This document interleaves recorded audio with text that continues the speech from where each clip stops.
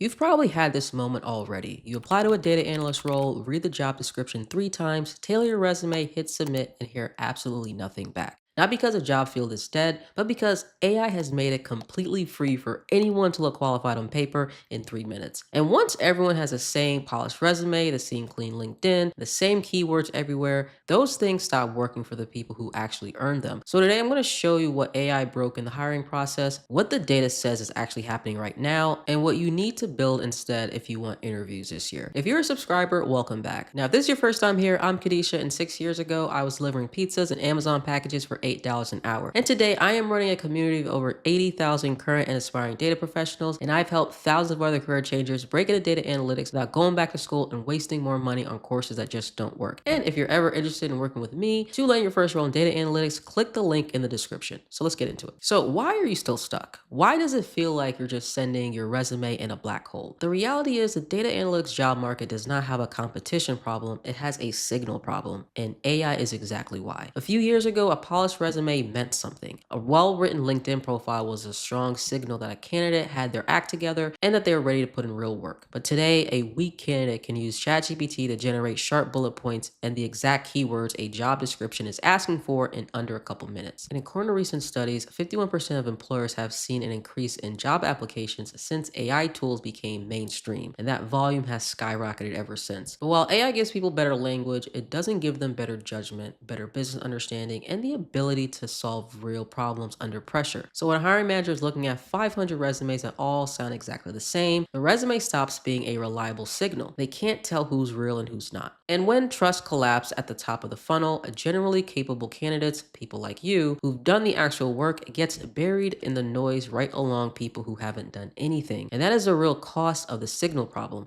And it isn't just inconvenient, it is making the entire hiring process unreliable for everybody involved, including companies doing the hiring. So here's what I want you to understand. Companies know the filter is broken, and the way that they're responding is honestly making it worse. So to deal with the flood of AI-generated applications, hiring teams are leaning harder on automation. ATS systems scanning for keywords, AI screening tools trying to bubble up the best matches. On the surface, that sounds efficient, but a recent study by Robert Half revealed that 67% of hiring managers say AI resumes are actually slowing down the hiring process because now they gotta spend even more time verifying whether a candidate's skill set is real or fabricated. And another report found that 92% of candidates believe AI screening overlooks qualified people who simply don't have the most optimized keywords. So think about what that actually looks like from the ground. A candidate spends hours optimizing for the algorithm, and the company trusts the algorithm to surface the best people, and the result is a loop where keyword matching and formatting matter more than actual ability. All right, quick pause. Now, if you want to land your first job in data analytics and avoid the lengthy mistakes that I did, click the link in the pinned comment where you can find the exact steps that my students use to land their job in data analytics without going back to school. All right, now let's get back to it. AIs are essentially talking to other AIs, and the real humans are getting filtered out in the middle. So if you can't trust the filter to find you, you have to make the filter irrelevant. The way you do that is becoming undeniable before you ever hit submit. Let's start with portfolios. I reviewed hundreds of portfolios, and the ones that are actually helping people land roles right now are not the ones with the prettiest dashboards. They're the ones where you can actually see the candidate thought like a business owner and not a student. There's a massive difference between a project that just follows a YouTube tutorial step by step and a project that asks a real business question, works through messy data, and lands on a recommendation that can save a company huge amount of money. What hiring managers are starving for right now is evidence that you can think and that your thinking connects to outcomes that they care about. So here's how you build that. Start with your background and work forward. If you came from logistics, for example, build a project analyzing supply chain delays and state clearly how your findings would reduce shipping costs. If you come from HR, analyze employee turnover and connect that analysis to what costs a company every time someone leaves. Because it's not a small number. What does this cost the business and how does my analysis change the decision is what separates a candidate who gets called back from those who do not.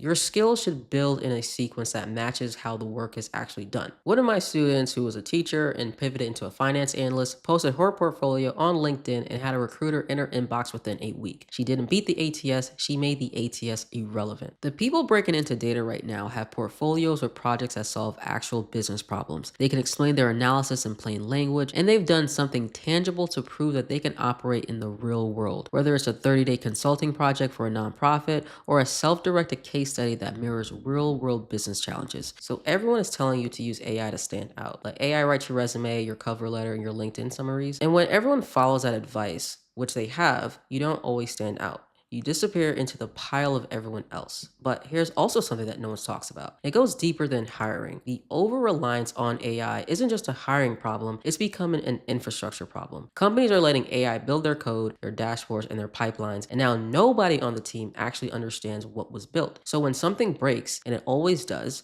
they can't fix it without going back to AI, which generates more AI built fixes stacked on top of broken AI built foundations. And that's not efficiency, that is just technical debt compounding quietly until the whole thing fails. The analysts who win long term are not the ones who outsource their thinking to a chatbot. They're the ones who can sit in a room and explain what's happening in the business without querying an AI. It cannot generate judgment, it cannot generate the business intuition you've been building your entire career in whatever domain you come from. That belongs to you. And it's time to make humans cool again. Seriously. This is terrible news for people who are hoping polish would be enough. But for the ones who are willing to build real proof, document real thinking, and show up as real humans doing the real work, this is the best market you could be entering because authenticity now is rare. And rare things command premium salaries. Yes, you can generate code in seconds. You can use AI to summarize a 200-page report in a paragraph. You can ask a chatbot to explain any business metric and get a decent answer. But none of that actually means you can do the work. Peter Drucker said it best. Efficiency is doing things right, and effectiveness is doing the right things. AI is incredibly efficient. It generates outputs at scale that we've never seen before, but it struggles with effectiveness, and it cannot determine which business problems are worth solving first, and it cannot navigate political and financial trade-offs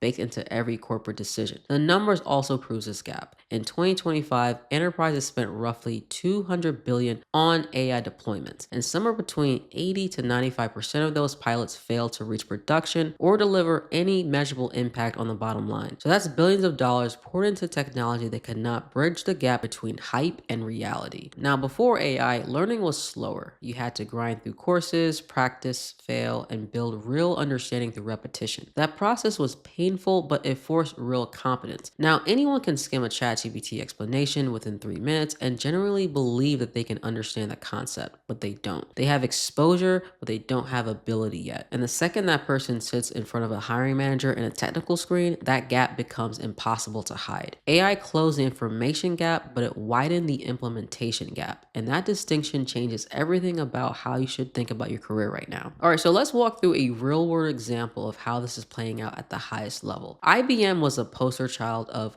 AI replaces everyone narrative. They publicly paused hiring because AI could handle the work. Every fear-based headline pointed back to IBM. Fast forward to now, and the company's HR officer identified something that she called pipeline rot. When you remove the entry-level layer entirely, you don't just lose junior employees, but you create a critical shortage of mid-level managers and senior specialists 3 to 5 years later. And you cannot build future senior talent by skipping the stage where people learn how to think through problems with real stakes. So now IBM is tripling entry-level hiring in the United States and redesigning those junior roles around judgment, client interaction, and overseeing AI-assisted workflows, not replacing the human layer, but rebuilding it. So yes, the rules have changed. And a resume alone is not going to get you in the door anymore. Not in this market. What gets you in the door is a body of work that makes a hiring manager trust you before they even shake your hand. And if you want to see exactly what that body of work looks like, what works and what doesn't work, watch this next video where I break down real portfolios on camera so you can see the differences for yourself. I see you in the next one.